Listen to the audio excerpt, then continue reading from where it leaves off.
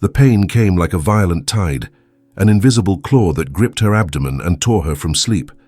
It was 3 a.m, and the only light in the room was the bluish glow of the digital clock. Olivia Hayes arched her back on the bed, cold sweat beading on her forehead, her breath caught in her throat. Beside her, Marcus Thorne, her husband, the most celebrated architect in Miami, slept the sleep of the just, oblivious to the storm brewing inside her. She touched him, a gesture of urgency. "Marcus, and it started," he grumbled, turning over, but before he could fully wake, his cell phone on the nightstand vibrated, an insistent, ominous buzz. Marcus answered with a voice thick with sleep, but his face transformed in seconds. The pallor, the sudden tension in his jaw, his eyes wide in the darkness. Olivia didn't need to hear the voice on the other end. She knew it. It was the voice of Chloe Davis, the prodigy intern, the young, ambitious shadow that had been looming over their marriage for months. A voice that, even in a tearful whisper over the phone, sounded like a sentence. "I have to go," he said, already getting up. The words rushed. "It's an office emergency, a problem with the project." The lie was so fragile, so insulting, that Olivia felt a nausea that had nothing to do with the pregnancy. It was then that the second contraction hit her, stronger, deeper, and an unmistakable liquid warmth ran down her legs. "Marcus," she gasped, panic and pain mixing in her voice.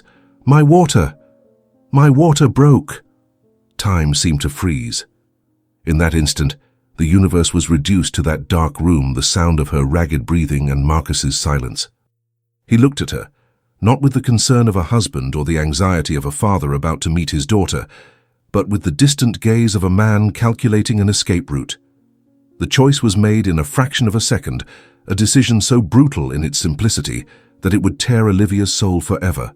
"Olivia," he said, his voice devoid of any emotion. "You're strong. You can go alone. I'll be back later. I promise." He didn't wait for an answer. He grabbed his car keys, his wallet, and walked out the door, leaving behind the echo of an empty promise and a woman in labor. He never returned. Olivia gave birth to her daughter, Skylar, at 7:42 a.m. in a cold, sterile delivery room, holding her own hand. The pain of childbirth was eclipsed by the pain of loneliness, a black hole that opened in her chest. As she looked at her daughter's wrinkled, perfect face, a miracle of life amidst her personal devastation, the tears that rolled down were of a sadness so profound they seemed to come from another place, another life. That same afternoon, while the smell of baby powder and Skylar's fragility filled her hospital room, a friend, her face contorted with pity and anger, showed her a cell phone screen. It was Chloe's profile. A photo of the two of them, Marcus and her, smiling against the orange backdrop of a sunset on South Beach, the colorful kitesurfing sails dotting the sky. The caption, a knife plunged into her already bleeding heart. The start of a new life. Olivia's world collapsed. The air became thin, the walls of the room seemed to shrink, and the soft cry of her newborn daughter was the only sound that kept her from completely disintegrating. In the months that followed, Marcus became a financial ghost. A punctual, cold and impersonal bank transfer was the only sign of his existence. He never called to ask about Skylar, never asked for a photo, never came to smell his own daughter. The initial guilt, if it ever existed, was quickly replaced by a defensive arrogance. In their rare and short text conversations, he treated her with cruel condescension, as if he had done her a favor by leaving her. He saw her as a failed project, an antique piece of furniture that had been exchanged for a newer, more exciting model. In his distorted mind, he had made a good deal, ridding himself of the burden of an unambitious wife to invest in a young prospect who mirrored his own thirst for success. He was convinced that Olivia was finished, that she would drown in the domestic routine, that her talent, which he had once admired, would wither and die in obscurity. But he underestimated the strength of a woman who had nothing left to lose. Olivia did not break. She did break, yes, into 1,000 pieces in the silent early mornings, while nursing Skylar and feeling the weight of the world on her shoulders. She cried until her eyes burned, until exhaustion overcame her. But with every dawn, seeing her daughter's gummy smile, She found a reason to gather her pieces and continue. Architecture, her passion, became her lifeline. Between feedings, with Skylar sleeping in a sling against her chest, she began to work. They were small projects, almost insignificant by Marcus's standards. A nursery for a neighbor, the optimization of a living room for a college friend, the design of a rooftop terrace for an acquaintance. She worked in a feverish trance, fueled by coffee and fierce determination in the stolen hours of the night while the city slept. And her projects, even small ones, had a soul. There was a sensitivity, a spatial intelligence and attention to feeling that was unmistakable. Slowly, discreetly, photos of her work began to circulate on social media, small points of light shining in the darkness, announcing, without her knowing it, the rebirth of a queen. The envelope arrived on a hot Tuesday afternoon, when the Miami sun beat down on the asphalt and the smell of salt air permeated the city. It was a rectangle of heavy, creamy Italian paper, with a gold-embossed crest that Olivia instantly recognized. It was delivered by a mundane courier, a contrast to the luxury it contained. It came from one of her most recent clients, a shoe industry executive from Boca Raton. A man of few words but keen perception, who had been genuinely amazed by how she had transformed his functional, lifeless penthouse into a haven of elegance and comfort. Inside, a card with the official invitation to the annual Masters of Architecture and Design Gala of the Southeast. The most prestigious, most exclusive, most feared event on the region's professional calendar, to be held in the grand ballroom of the Fontainebleau Hotel on the showcase of Collins Avenue. Olivia felt the air leave her lungs, her stomach sinking as if a stone had been thrown into a well. That invitation was not a gift, it was a summons. A call to the battlefield she had spent the last year avoiding with all her might. Marcus would be there. He would be the unofficial host, the sun around which all the other planets of the South Florida architecture scene orbited. And, held to him by a gravity of ambition and youth, would be Chloe, parading, smiling, occupying the place that had once been hers. All the elite who knew her as Marcus's wife would be there, with their looks of pity, their barely disguised whispers, their cruel evaluations. The primary impulse was surprisingly violent, to tear up that paper, burn it, make it disappear along with the world it represented. It would be so easy. To refuse, invent an excuse, protect herself in the safety of her small apartment, in the warmth of her daughter's embrace. No one would judge her. It would be the most logical move, the most sensible act of self-preservation. But as her fingers hovered over the card, ready to destroy it, a torrent of other images flooded her mind. The image of herself, hunched over the makeshift drafting table on the dining room table at 4 a.m. with Skylar's body, warm and heavy, sleeping in a sling against her chest. The smell of strong coffee mixed with the smell of breast milk. The sound of the pencil gliding over the paper, the only sound to break the silence of the dawn.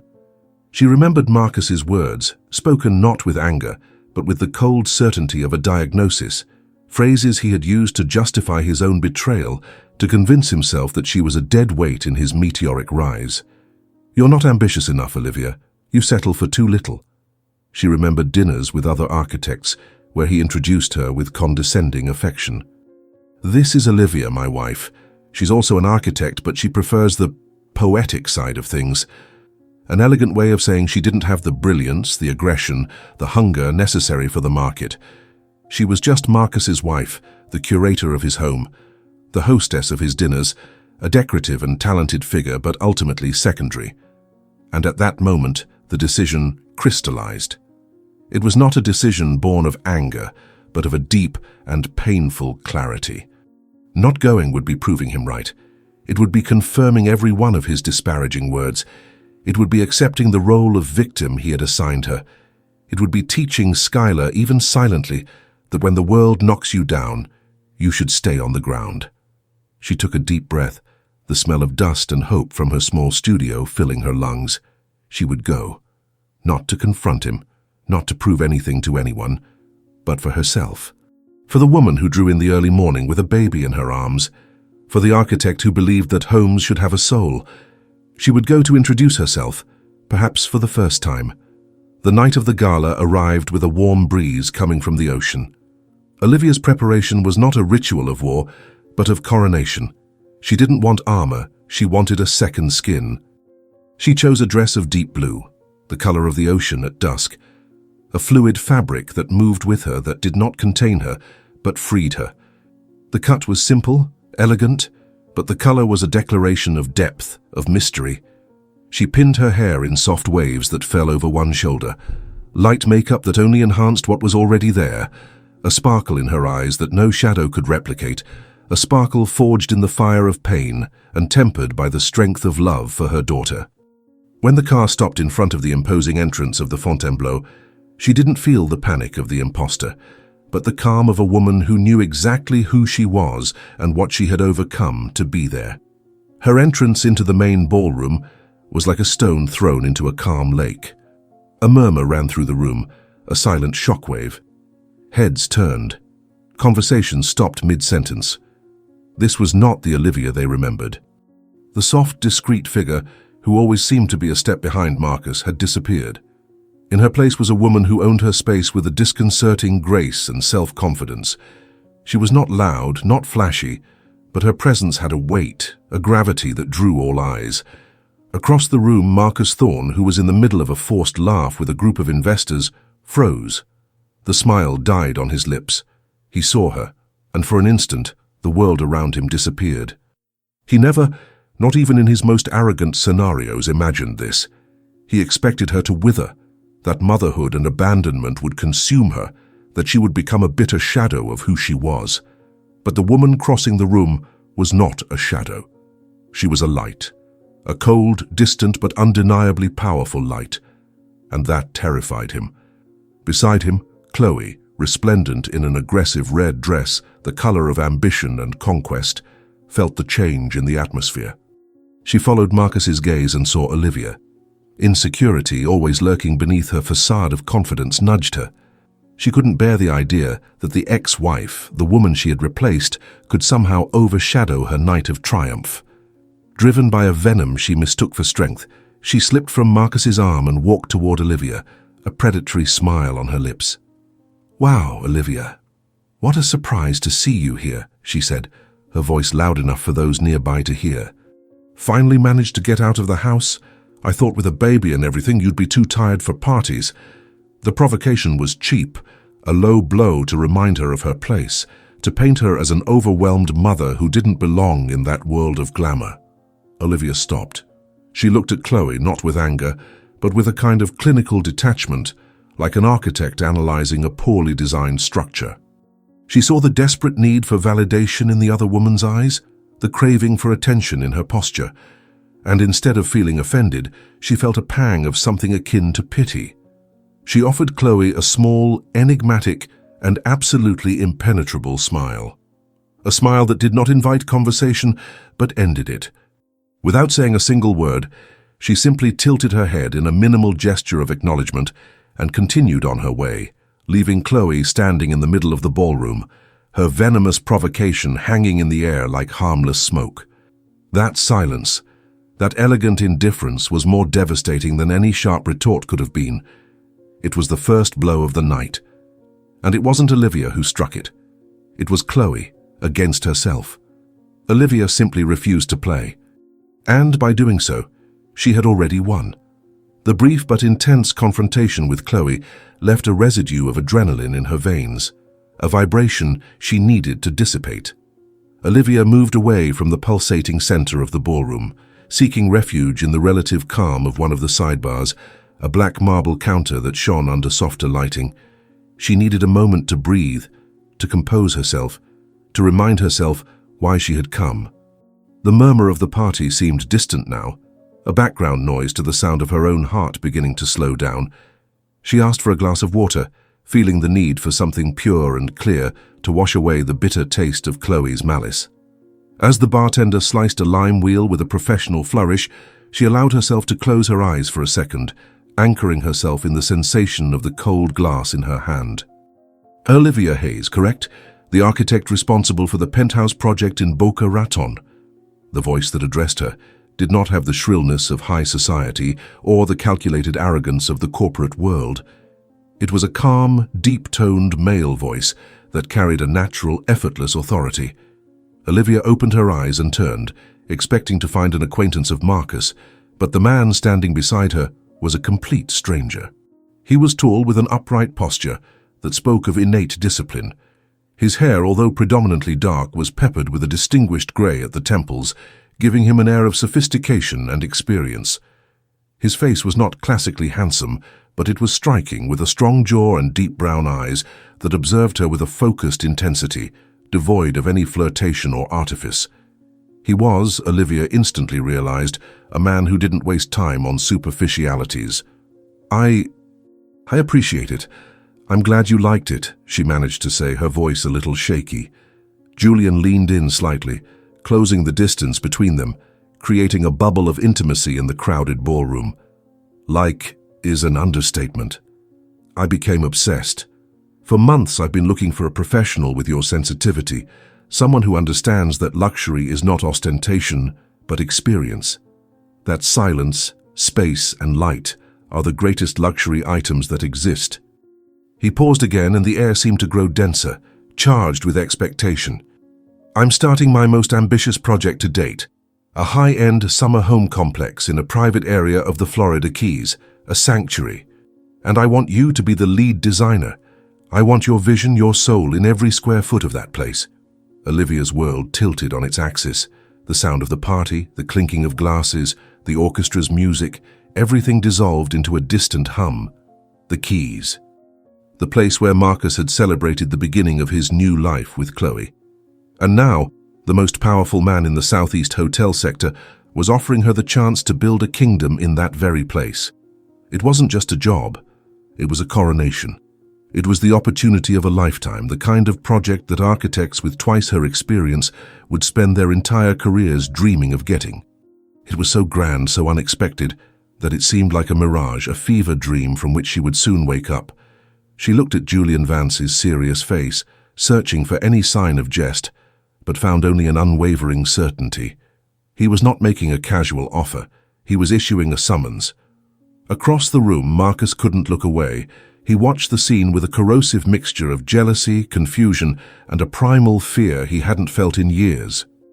He saw the way Julian Vance leaned in to talk to Olivia, the focused intensity in his gaze, the way she, in turn, seemed captivated, her posture emanating a confidence he had never known. He didn't know who the man was, but he recognized the power. The power was in the way he dressed, the way he occupied space, the deference with which the bartender served him, the aura of importance that surrounded him like a force field. And that man, that center of power, was dedicating all his attention to the woman he had discarded. Chloe, noticing the dark expression on Marcus's face, followed his gaze once more. Her mind, unable to process the complexity of the situation, reduced everything to a superficial competition. "Honey, who is that pretentious old guy who won't stop checking out your ex?" she whispered, her voice laden with childish disdain. "He looks like a dinosaur." What could he want with her? Marcus didn't answer. Her words were like the buzzing of an insect, irritating and insignificant. His mind was elsewhere, in a whirlwind of calculations and reassessments, the billionaire, the dream project, and Olivia. Olivia, who should be at home nursing and lamenting the life she lost. Olivia, who should be broken, dependent on his meager alimony. But the woman he saw there, talking as an equal with a titan, was not broken. She was whole, more whole than he had ever seen her. And for the first time since the night he abandoned her, Marcus Thorne fixed his eyes on Olivia Hayes and truly saw her, not as his wife, not as the mother of his daughter, not as a burden he had gotten rid of. He saw her as a force he had unleashed, and with a chill that ran down his spine, he realized that this force was now pointed in a direction he could no longer control. The game had changed irrevocably, and he didn't even understand the new rules.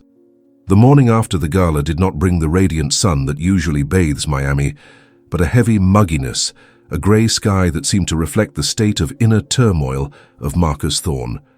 The party, which should have been the stage for his consecration, the peak of his power with Chloe in tow, had turned into a theatre of his own humiliation. The image of Olivia, serene and luminous, talking to the imposing figure of Julian Vance, repeated itself in his mind like a looping film, each repetition clearer and more disturbing. He, who saw himself as the architect of his own destiny, felt for the first time the vertigo of losing control of the narrative. The woman he had relegated to the past, to oblivion, had not only resurfaced but had done so center stage, under the brightest spotlights, next to a man whose shadow was large enough to swallow empires like his. It was this panic, this visceral need to regain control, that compelled him to pick up his cell phone. The first message was sent at 9 a.m., a trial balloon disguised as civility. "Olivia, we need to talk." As she didn't respond immediately, his anxiety grew, transforming into a new tactic, one he hadn't used in months, one he knew to be the lowest and perhaps the most effective. At 10:30 a.m., the second message arrived, a carefully calibrated emotional weapon. "I want to see Skylar." He knew his daughter's name was the key to her attention, the only door she couldn't completely close. And then in the early afternoon came the final blow, the most desperate and dishonest card of all, an attempt to rewind time and erase his own betrayal. "I think we can try again. For our family." For the first time in a year, Marcus showed an interest that went beyond the cold monthly bank transaction. But Olivia, reading the messages on her cell phone screen as Skylar slept in her lap, felt not a shred of hope or nostalgia. She felt a chilling clarity. This wasn't about regret. It wasn't about the daughter he had never bothered to know. It was about power. It was about the threat that her image next to Julian Vance represented. He didn't want his family back. He wanted the piece that had escaped his board, the variable he could no longer predict. He wanted to pull her back into his orbit, to the safe and predictable place of wife, where her brilliance only served to illuminate him. Her response was short, direct, and devoid of any emotion he could use against her. "If you want to discuss Skylar's visitation schedule, talk to my lawyer. The number is the same." Her refusal to play his game infuriated him. He, who was used to dictating terms, to manipulating conversations, met a wall of indifference. His anger then disguised itself as paternal concern, a grotesque mask for his possessive jealousy. He called, and when she reluctantly answered, his voice was a controlled snarl. "Who was that man, Olivia? The one you were with at the party? I don't want strangers near my daughter." The hypocrisy of the phrase was so monumental that Olivia almost laughed. The man who had abandoned her in labor, who had never held his own daughter, now presumed the right to police her life in the name of a paternity he only exercised in theory. "Her stranger," she replied, her voice firm as steel, each word a blade. "You mean unlike you, who is the father who never cared if she existed? The father she's never seen? Don't worry, Marcus. I know exactly who I put near my daughter. And more importantly, I know who I keep at a safe distance."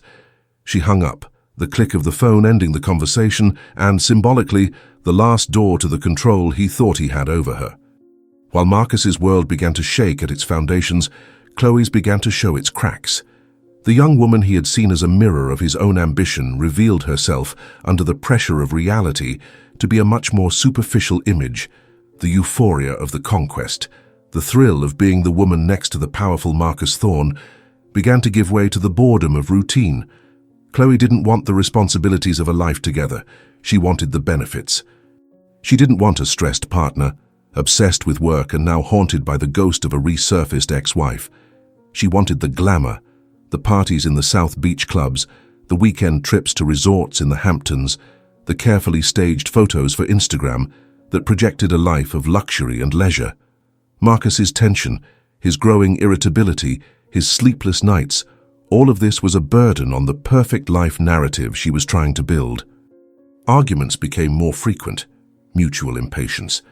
Their relationship, built on the adrenaline of a betrayal and the promise of power, began to sour under the harsh light of day-to-day life, revealing the lack of a real foundation of affection or companionship. In a parallel universe, Olivia's relationship with Julian Vance developed in a diametrically opposite way. He was the antithesis of Marcus. Where Marcus was invasive, Julian was respectful. Where Marcus demanded, Julian offered. His contact after the party was a professional, concise email with the pre-contract for the Keys project and an invitation to a meeting with his engineering team. He treated Olivia not as a romantic interest or a piece in a game, but as the elite professional he had hired. He listened to her with genuine attention, praised her ideas not with flattery, but with technical and intelligent observations that showed he truly understood what she was proposing.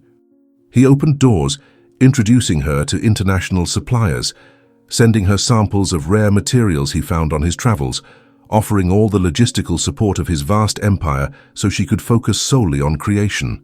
And, crucially, he maintained impeccable professional distance. There was respect in his gaze, admiration in his words, but he never, not for a second, crossed the line, as if he instinctively understood that she was a land that needed time to heal before any new seed could be planted. This freedom, this unconditional trust in her talent, was like water to a thirsty plant. Olivia plunged into the Keys project with a passion and energy she thought she had lost forever. The early mornings were no longer a burden, but a sanctuary of creativity. With Skylar sleeping peacefully in the next room, she lost herself in blueprints, sketches, textures, and color palettes. The project became her canvas, a place to exorcise her demons and build her dreams. She wasn't just designing houses, she was designing a new version of herself. Every line she drew was a step away from the woman who had been abandoned in the delivery room.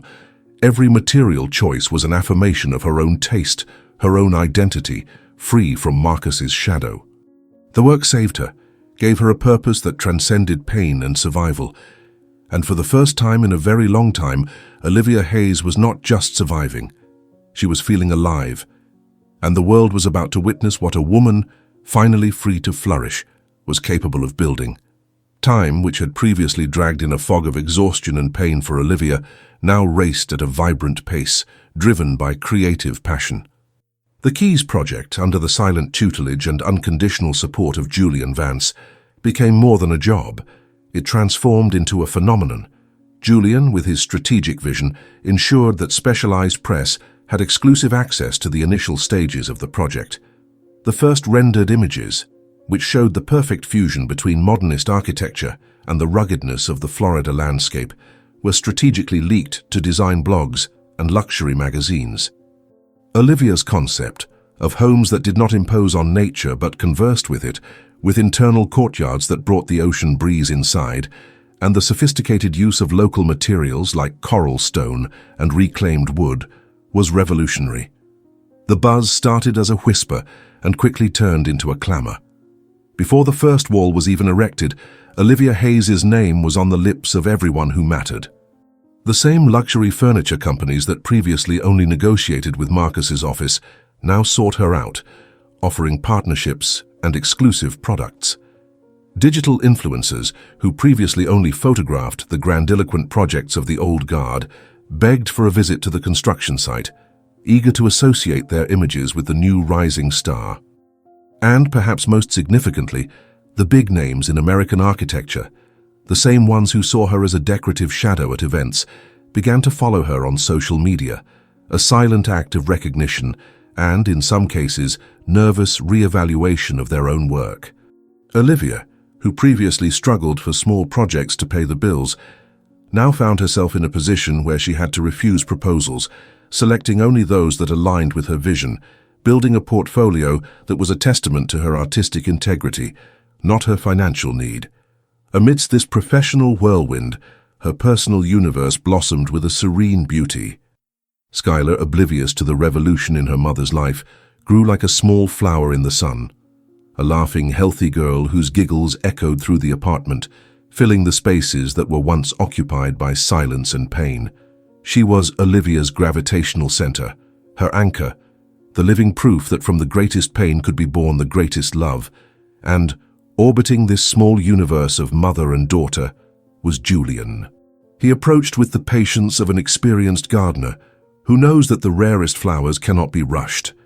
His gestures were small but significant, a rare book on Japanese architecture left on her desk, an invitation to a business lunch that extended into a conversation about life, a compliment on Skylar's intelligence during a casual visit to the office. He never invaded, never pressured. He observed, listened, and waited. And Olivia, for the first time since her world had collapsed, felt a deep and unwavering peace beside a man. It wasn't the feverish passion of her youth with Marcus, but something much deeper, a sense of security, of being seen and valued for exactly who she was. While Olivia's world expanded into light and possibilities, Marcus's contracted into darkness and chaos. The collapse was not sudden, but a slow, corrosive erosion, visible to the whole city. Chloe, bored with an increasingly somber partner, obsessed with the rise of his ex-wife, began to seek adrenaline elsewhere. The betrayal, when it came, was as public as it was predictable. Photos of her with a younger, party-loving entrepreneur at a club in Wynwood flooded the social columns. The confrontation between Marcus and Chloe, which occurred in a crowded Brickell bar, was filmed by dozens of cell phones, turning into a humiliating meme overnight. The image of the great Marcus Thorne, the master architect, being publicly ridiculed by his mistress, shattered his facade of power and control. His professional life followed the same trajectory. The project he had rushed out to save on the night of Skylar's birth, the one that was supposed to be his masterpiece, was plagued by delays, budget overruns, and structural problems. His arrogance, once seen as confidence, was now viewed as incompetence. The clients who once lined up for his signature began to cancel contracts, fearing that the scandal would taint their own reputations.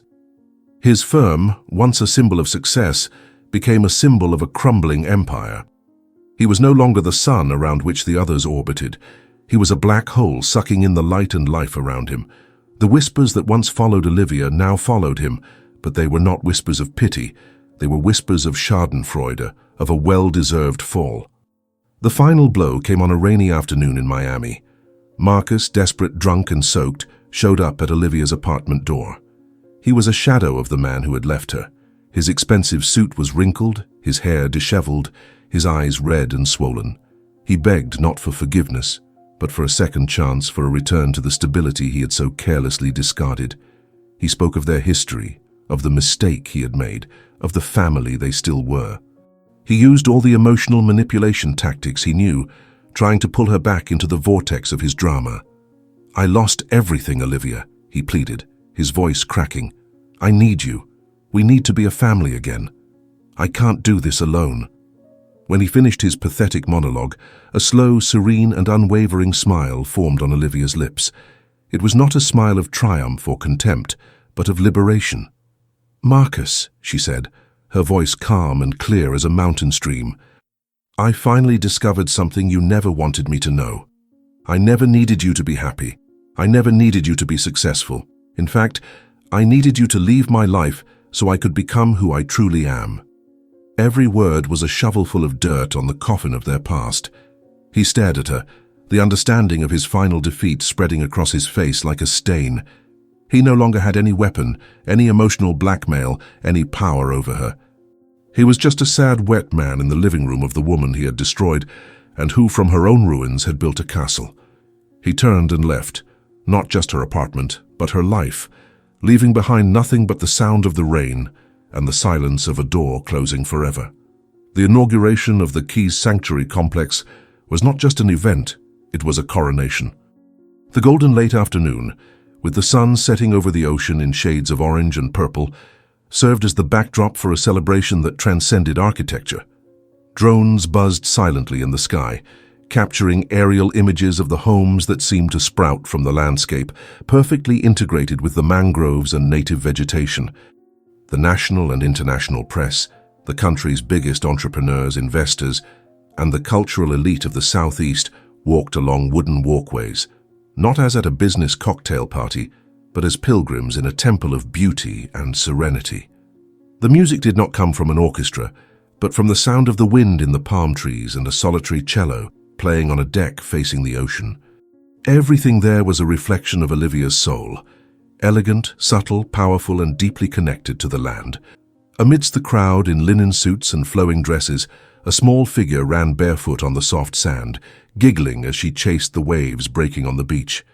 Skylar, now a girl with bright eyes and wind-blown hair, was the personification of the life and joy that pulsed in that place. A little further away, near one of the balconies, Julian Vance watched her, and for the first time the mask of control and impassivity he wore in the business world had completely disappeared. On his face, there was a raw emotion, a tenderness so profound it seemed to overflow. He didn't just see the daughter of the woman he admired, he saw the future, the promise of a kind of happiness that his vast fortune had never been able to buy. He saw a home, and then Olivia appeared. She didn't make a triumphant entrance. She simply emerged, walking slowly across the sand coming from one of the houses she had created. She was dressed in white, a simple cotton dress that danced with the breeze, her feet bare, feeling the sand beneath them. There was no jewelry, just the twilight light on her skin and a serene smile on her lips. In that moment, she was not the architect, the businesswoman, the rising star. She was the queen in her kingdom, at peace with her past, mistress of her present and creator of her future. Julian walked toward her, and when he stopped before her, the world around seemed to fall silent. The sound of the sea, the music, the conversations, everything became a distant murmur. He looked at her, and in his brown eyes was a universe of unspoken words, of contained admiration, of a love that had grown patiently like an ancient tree. "Olivia," he said, his voice deep and firm, but carrying a vulnerability she had never heard before. "I hired you to build houses, and you delivered a work of art, a legacy. But I realized, over these months, that I don't just want your projects." He paused, seeking her gaze, ensuring she understood the weight of what was to come. "I want your life. I want your Sunday mornings, your work nights, your worries, and your joys. I want both of you." His gaze shifted for an instant to Skylar, who was now building a sandcastle, and returned to Olivia. "I want to build something with you that has no blueprint, no deadline, a love for a lifetime." The tears that welled up in Olivia's eyes were not of sadness or pain, but of a profound catharsis, the final release of years of contained suffering. They were tears of gratitude, of recognition, of finally being seen in her totality, not as a piece to be fixed, but as a masterpiece to be loved. There on the beach that had once been the scene of her greatest humiliation, she received the declaration of the purest and truest love she had ever known. Without haste, without fear, with the certainty of someone who finally finds their safe harbor, she nodded, and her yes was a whisper that only he could hear, but that echoed throughout her entire universe. A few months later, on a blue sky morning in Key West, they got married. The ceremony was as intimate and true as their love. Just a small group of friends and family, with their feet in the sand and the sound of the waves as a soundtrack. Skylar, in a little white dress, walked ahead of them, tossing colorful bougainvillea petals along the way, her laughter mixing with the sea breeze. And Olivia, hand in hand with Julian, smiled. It wasn't the polished smile of social events, nor the tired smile of an exhausted mother. It was a smile that came from the depths of her soul, that illuminated her face and radiated a happiness so palpable that it was contagious to everyone around. It was the smile of a woman who was, finally, home. And Marcus? Marcus became what he feared most, a footnote in someone else's success story. He became a shadow in the audience of Olivia's life, watching from afar, through cell phone screens and magazine pages, the rise of the woman he had tried to erase. Chloe, realizing that Marcus's ship was sinking, abandoned him for the next opportunity, leaving him with the ashes of a relationship built on vanity. His company, once the titan of the market, lost its luster, its relevance. Clients, seeking innovation and sensitivity, migrated en masse to the name that was now synonymous with excellence, Olivia Hayes.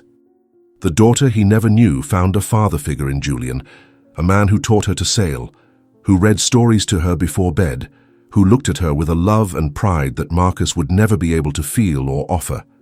Julian didn't treat her as Olivia's treasure, he treated her as his own treasure. In the serenity of her new life, looking at the ocean from her balcony in the Keys, with Skylar sleeping in her lap and Julian's hand resting on hers, Olivia finally understood the deepest truth of her journey. She had never been weak. She had never been small. She had never been the wife of. She was a force of nature that had been dammed up, trapped by a man who, for fear of her brilliance, had tried to keep her in the shadows. His abandonment was not her end. It was her liberation. Now she had found not only the success she had always deserved, but a love that saw her in her fullness, that saw her worth even before the rest of the world did. A love that did not want to possess her, but to see her flourish. And in that peace, that fullness, she knew with every fiber of her being that she had earned by right and by merit the life she had always dreamed of. What did you think of this story? From 0 to 10, what rating would you give it? Subscribe to the channel and click on the bell to receive all our videos. And take the opportunity to watch another amazing story by clicking on the screen. Thank you, and see you next time.